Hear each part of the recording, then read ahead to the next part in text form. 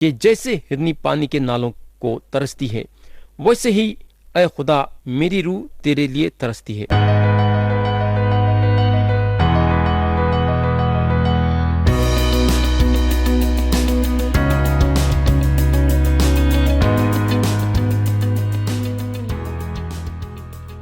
یسوع مسیح کے نام سے السلام علیکم ارے بھائی اور بہن، آپ لوگوں کو یاد ہوگا کہ گئے سو وقت ہم زبور کی کتاب باب 39 سے غور کرنا شروع کرے تھے اور باب 39 کو ختم کرے تھے۔ اس کے بعد ہم باب 40 اٹھائے تھے اور باب 40 کو بھی ختم کرے تھے۔ اس کے بعد ہم باب 41 اٹھائے تھے اور اس کی آیت 1 پہ غور کرے تھے۔ اب ہم کلام کے نئے حصے پہ آئیں گے اور پڑھیں گے باب 41 اور اس کی آیت 2۔ یہاں داؤد بولتے ہیں، خداوند اس سے محفوظ اور جیتا رکھے گا اور وہ زمین پر مبارک ہوگا۔ تو اس سے اس کے دشمنوں کی مرضی پر نہ چھوڑ۔ تو خدا کس شخص کو محفوظ اور جیتا رکھے گا اور انہیں زمین پہ مبارک ہوگا؟ میرے دوست، وہ آدمی کو خدا محفوظ رکھے گا اور جیتا رکھے گا جو آدمی غریبوں کا خیال کرتا ہے۔ اگر ہم غریبوں کا خیال رکھیں گے تو خدا کی طرف سے ہم کو یہ اجر ہے۔ پیارے بھائی اور بہن، اب میں آپ کا توجہ آیت 9 پہ لانا چاہوں گا۔ یہاں داؤد بولتے ہیں، بلکہ میرے دلی دوست نے جس پر مجھے بھروسہ تھا اور جو میری روٹی کھاتا تھا مجھ پر لات اٹھائی ہے۔ یہودا اسکاریوتی پہ اشارہ کرتے ہوئے یسوع مسیح یہ آیت اپنے منہ سے بولے۔ اس بات کا ثبوت ہم کو یوحنا کی انجیل باب 13 اور اس کی آیت 18 میں ملے گا، جہاں یسوع مسیح اپنے شاگردوں سے بولتے ہیں، میں تم سب کی بابت نہیں کہتا، جن کو میں نے چنا انہیں میں جانتا ہوں، لیکن یہ اس لیے ہے کہ یہ نوشتہ پورا ہو کہ جو میری روٹی کھاتا ہے اس نے مجھ پر لات اٹھائی۔ تو یہ آیت یہودا اسکاریوتی میں پوری ہوئی، وہ جو یسوع مسیح کو پکڑوایا۔ پطرس بھی اس بات کا ذکر اعمال کی کتاب باب 1 اور اس کی آیت 16 میں کرے، جہاں لکھا ہوا ہے، اے بھائیو، اس نوشتے کا پورا ہونا ضرور تھا جو روح القدس نے داؤد کی زبانی اس یہودا کے حق میں پہلے سے کہا تھا، جو یسوع کے پکڑنے والوں کا رہنما ہوا۔ آیت 10 پڑھیں گے، پر تو اے خداوند مجھ پر رحم کر کے مجھے اٹھا کھڑا کر تاکہ میں ان کو بدلا دوں۔ یہ آیت جو ہے یسوع مسیح کے مردوں میں سے جی اٹھنے کے طرف اشارہ کرتی ہے۔ مجھے اٹھا کھڑا کر تاکہ میں ان کو بدلا دوں، داؤد یہ بولتے ہیں۔ تو پیارے بھائی اور بہن، ہم زبور کے یہ پہلے کتاب میں ہم یسوع مسیح کی موت اور ان کے مردوں میں سے جی اٹھنے کے بارے میں دیکھے۔ یا میں آپ کو یہ بات صاف صاف بتانا چاہوں گا کہ یسوع مسیح کی صرف موت ہم کو جو ہے نجات نہیں دلاتی ہے، بلکہ یسوع مسیح کی موت اور ان کا مردوں میں سے جی اٹھنا ہم کو نجات دلاتا ہے۔ پیارے بھائی اور بہن، آپ یسوع مسیح کے بارے میں کیا بولنا چاہیں گے؟ کئی لوگ ہیں یہ دنیا میں کہ مسیح کو صلیب پہ لٹکا ہوا چھوڑے ہوئے دیکھے یا خبر میں مردہ چھوڑ دیتے ہیں، مگر سچا یہ ہے کہ یسوع مسیح صلیب پہ اپنی جان دیے، ان کی موت ہوئی، ان کو گاڑا گیا، لیکن انہوں اپنے وعدے کے مطابق تیسرے دن مردوں میں سے جی اٹھے۔ اور کئی لوگ یہ سچائی کو قبول کرنا نہیں چاہتے ہیں۔ کیونکہ یسوع مسیح مردوں میں سے جی اٹھے تو ہم بول سکتے ہیں کہ خداوند اسرائیل کا خدا ازل سے ابد تک مبارک ہو، آمین سم آمین۔ تو پیارے بھائی اور بہن، یہ جو میں آیت پڑھا وہ آیت 13 ہے، یعنی کہ زبور کی کتاب باب 41 اور آیت 13۔ یہ آیت 2 مرتبہ آمین آمین بول کے ختم ہوتی ہے۔ تو یہاں جب آمین کا لفظ 2 مرتبہ لیا گیا ہے تو اس کا مطلب یہ ہے کہ خدا ہمارے نجات کا کام پورا کرا جب یسوع مسیح مردوں میں سے جی اٹھے، آسمان میں چلے گئے اور خدا کے تخت پہ خدا کی دہنی ہاتھ میں بیٹھ گئے۔ اب آپ کو اس میں اور اضافہ کرنے کی ضرورت نہیں ہے، مگر یہ بات آپ کو ضرور یاد رکھنا ہے کہ خوشخبری میں جو مردوں میں سے جی اٹھنے کا حصہ ہے اس کو نکالنے کی کوشش نہیں کرنا۔ بغیر مسیح کے مردوں میں سے جی اٹھنے کے خوشخبری نہیں ہے۔ تو پیارے بھائی اور بہن، باب 41 جو ہے زبور کی کتاب کے پہلے حصے کا آخری باب ہے۔ تو یہاں ختم ہوا باب 41 اور اب ہم اٹھائیں گے باب 42۔ باب 42 کا مضمون ہے خدا کا خوف کھانے والوں باغیوں کی دل کی پکار۔ تو پیارے بھائی اور بہن، اب ہم زبور 42 پہ غور کرنا شروع کریں گے اور پڑھیں گے اس کی آیت 1 اور 2۔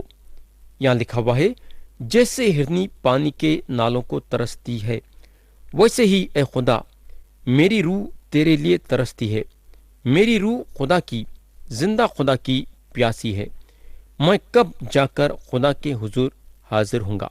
پیارے بھائی اور بہن، مصر میں واپس جانے کے بجائے میں یہ چیز کو آنے والے دنوں پہ لاگو کرنا چاہوں گا، کیونکہ ایک وقت آئے گا جب یہ لوگ یعنی کہ اسرائیلیاں اپنے زمین سے پھر باہر ہو جائیں گے۔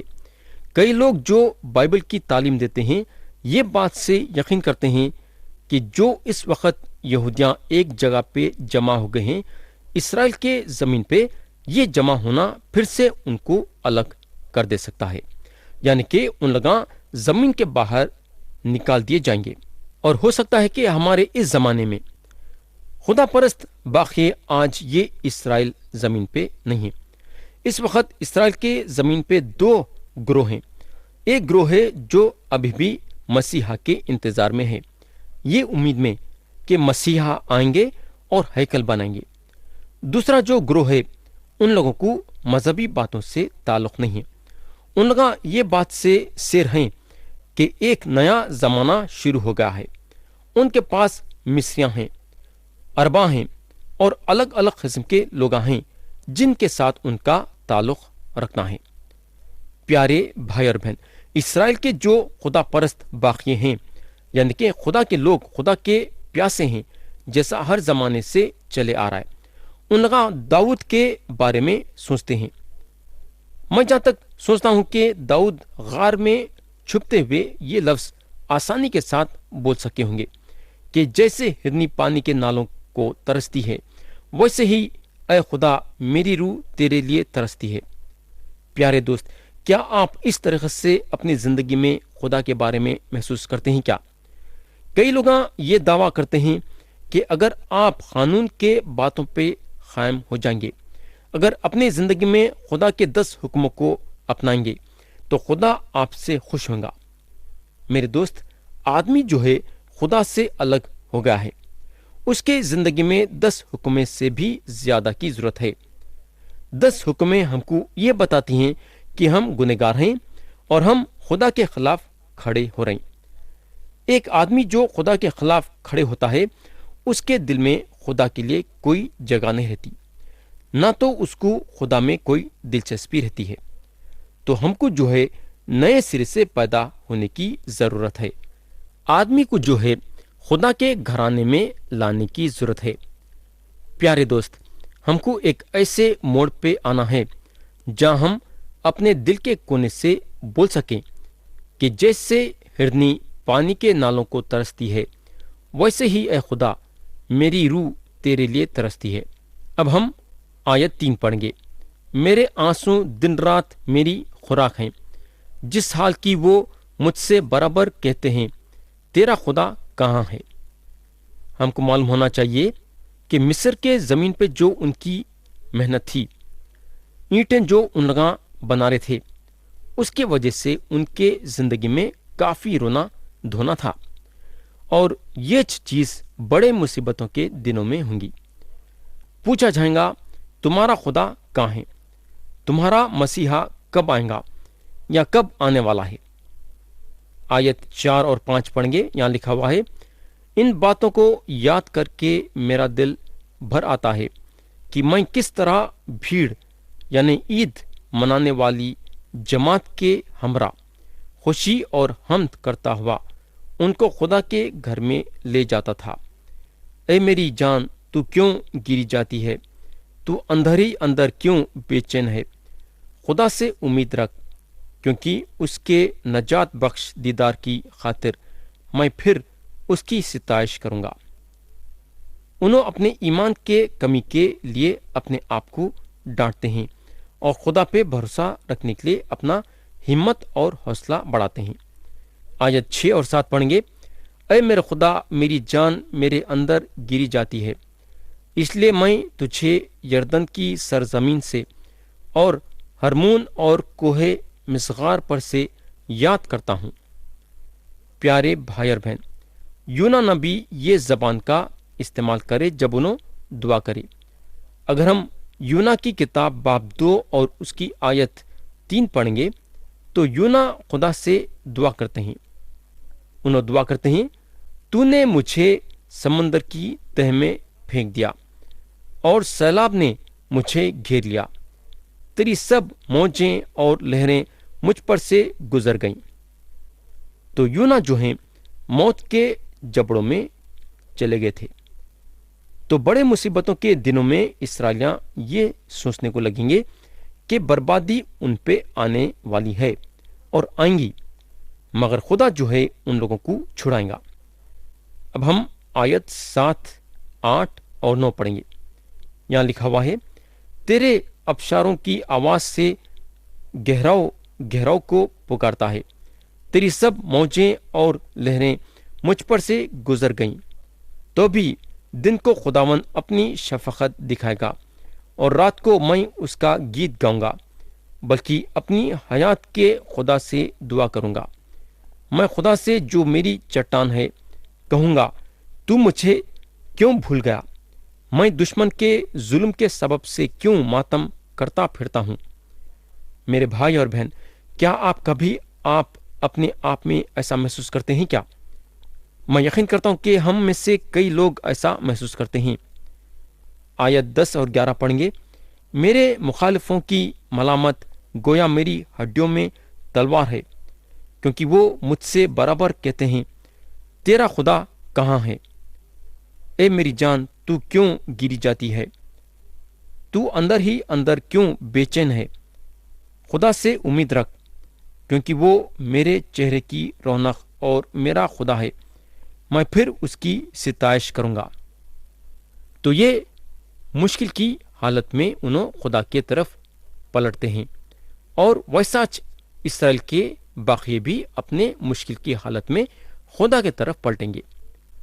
उन लोगों को मदद मिल सकेंगी बोले तो खुदा के तरफ से मिलेंगी, जो जमीन और आसमान को पैदा करा। तो यहां खत्म हुआ बाब 42, और अब हम उठाएंगे बाब 43। बाब 43 का जो है बाब 42 से ताल्लुक रखता है। खुदा परस्त बाखिए खुदा को पुकारते हैं उनके तरफ से आगे बढ़ने के लिए। तो अब हम शुरू करेंगे बाब 43 और पढ़ेंगे उसकी आयत 1। ए खुदा, मेरा इंसाफ कर और बेदिन कौम के मुकाबले में मेरी वकालत कर, और दगाबाज और बेइंसाफ आदमी से मुझे छुड़ा। तो प्यारे भाई और बहन, ये इसराइलियों का बाखिया बात कर रहा है। मुखालफत मसीह यानी कि जो मसीह के खिलाफ खड़ा होगा झूठा है। उन्हें जो है ये लोगों के साथ एक अहद बांधेगा और हफ्ते के बीच में वो अहद को तोड़ देगा।